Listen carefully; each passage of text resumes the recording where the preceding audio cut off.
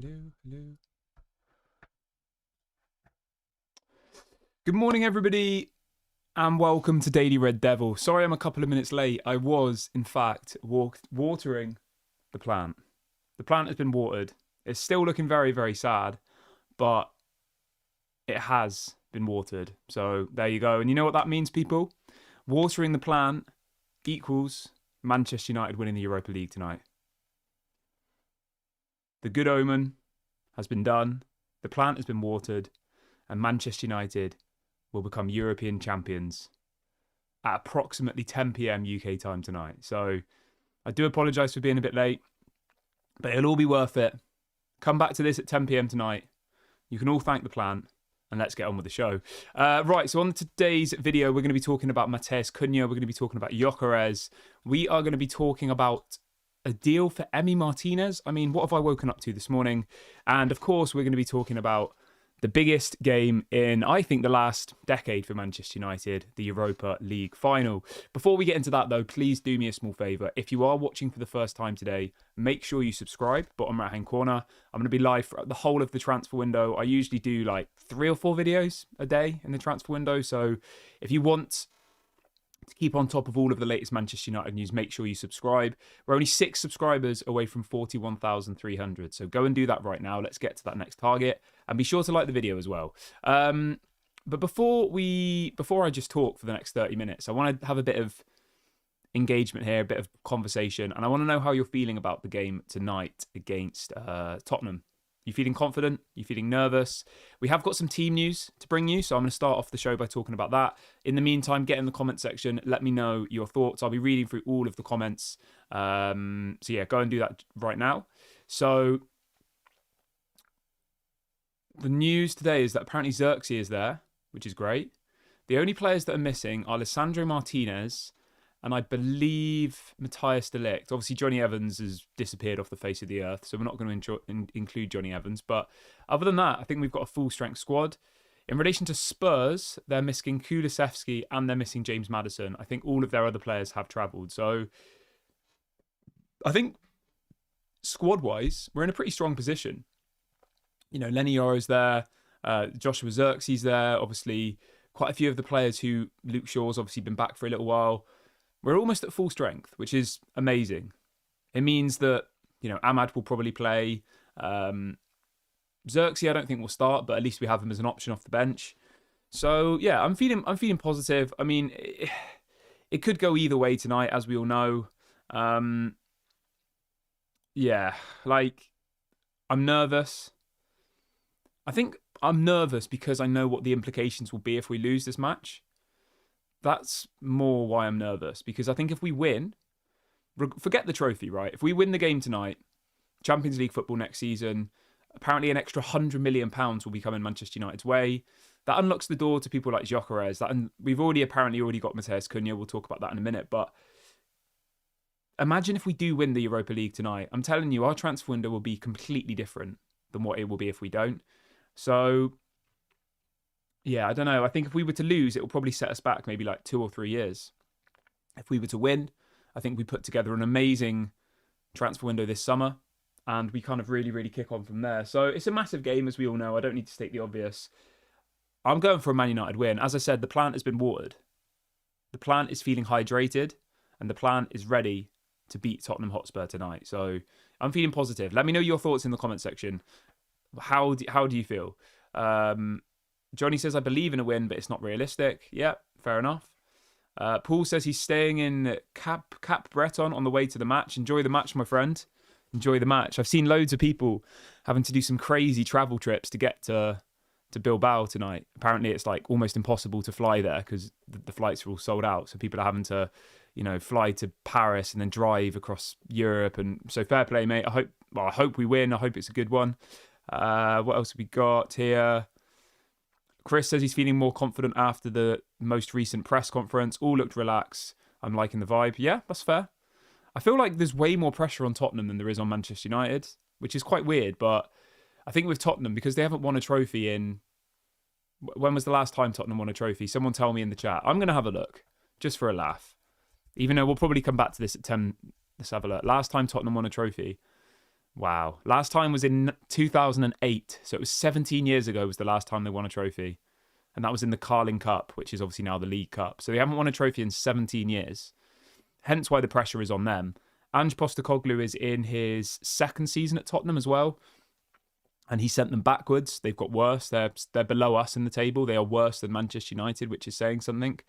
They invested heavily in the summer. You know, they brought in some big name players and they've got worse. So I think there is actually more pressure on Tottenham because for Manchester United, it's a new manager coming halfway through the season, didn't have the players he wanted, and he still managed to get to a final. I think that's, I mean, it's not, I'm not going to say this season's been good because it hasn't, but that is quite respectable that when Erik ten Hag was sacked, I think we were like 15th in the Europa League table, weren't we?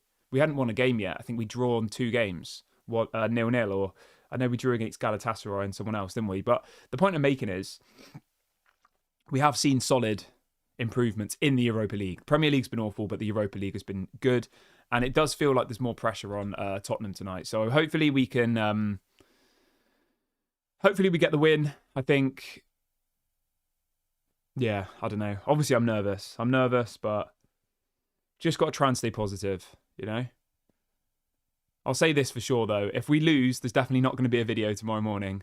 I don't even want to imagine what the vibe's going to be like in the fan base if we lose this game tonight. It's going to be horrible. So, yeah. Somebody in the chat says, but Ange says he always wins a trophy in his second season. He does, doesn't he? All right, let's go over some transfer-related news then quickly. So, apparently, the Matheus Cunha deal is effectively done. It's going to be announced in the next couple of days. I feel like if we win tonight, they'll probably announce it on the weekend. What I wouldn't like is if we lose tonight and then they announce it kind of straight after. I would not like that because that will... It's trying to paint a positive with a... paint a negative with a positive. Does that make sense? Yeah, paint a negative with a positive. So the negative would be losing the Europa League. The positive would be... So, I don't know. How does everybody feel about that?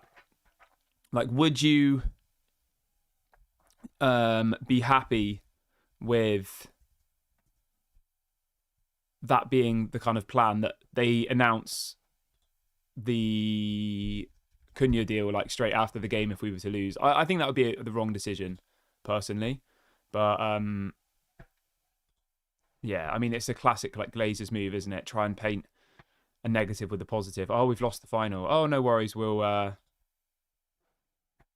you know, now we're going to announce a big name signing. All right, cool. Everything's fine now. But yeah, I don't know. What else have we got? So yeah, Matheus Cunha looks like it will be done today, tomorrow, next couple of days, I think. As far as we can tell, the deal is effectively done. He's agreed to come to Manchester United. The fee's been agreed. It's going to be paid over a 3-year period. It's just a case of announcing it now. So I reckon that they've probably told the journalists that the deal's done, but you have to like wait off announcing it until this date. So it'll be like an embargo on it type thing. And I reckon it will be this weekend. I think after the... When do we next play? Is it on Sunday? The Premier League finishes this weekend, doesn't it? So I reckon, yeah, this weekend it will get announced. So yeah, that's effectively done. Moving over to Viktor Gyokeres.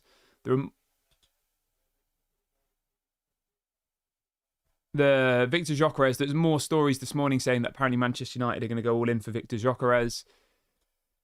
Again, I think this is completely dependent on us winning the Europa League tonight. I think if we were to lose tonight, I don't think Gyokeres is realistic.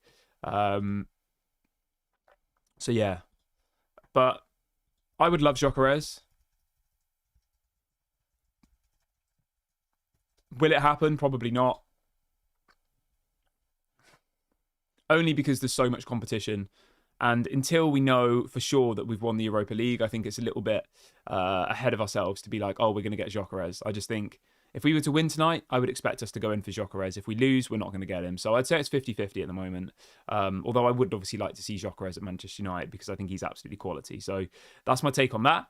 And then there's another bit of a strange story this morning on Emi Martinez, which I don't really understand. Apparently Manchester United are in talks with Emi Martinez. I don't get that. I mean, he's a good goalkeeper, but he's 32 years old. Let me just have a little look. Is his contract up or something?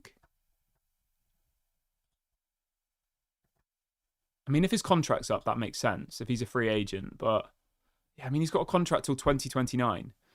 I just think this is a rubbish story. Why would he leave Aston Villa? And how would Manchester United even prize him away from Aston Villa? I just don't get it. Like, we're not going to pay, what, 30, 40, 50 million? How much is Martinez worth? I just don't really understand this story.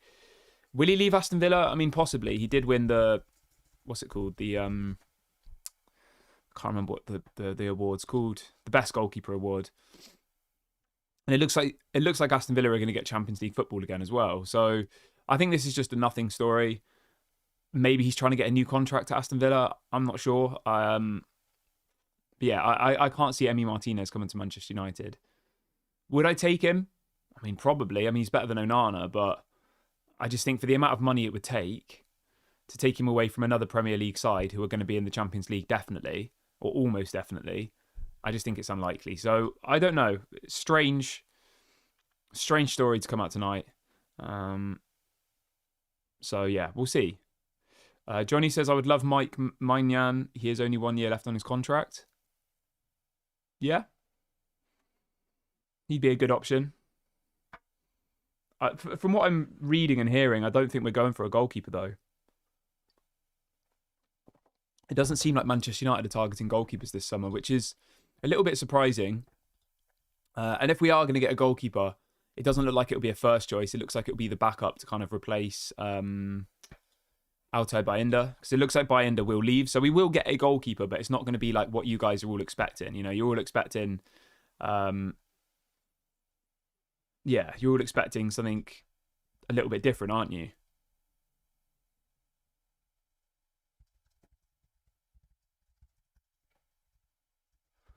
We're all expecting like a world-class goalkeeper, aren't we? But will that happen? Probably not. Unlikely. My take was always this on the goalkeeper situation quickly. I think move on Altay Bayindir and bring in James Trafford. That would make the most sense to me. But again, will that happen? I don't know. Maybe a Saudi club comes in for Onana. I mean, that would be amazing, wouldn't it? You know, if we were to get 50 million for Onana from Saudi and we can then go and sign like a world-class goalkeeper, I'd be absolutely buzzing with that. Again, do I think that will happen? Probably not, realistically. What's going on here?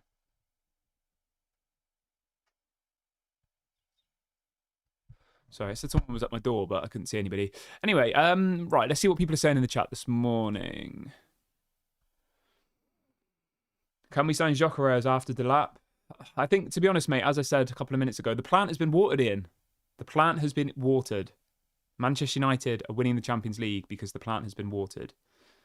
Confirmed. So do not fear. The plant has been watered. The plant is saved. Hopefully. I reckon, to be honest, I reckon the plant is already dead.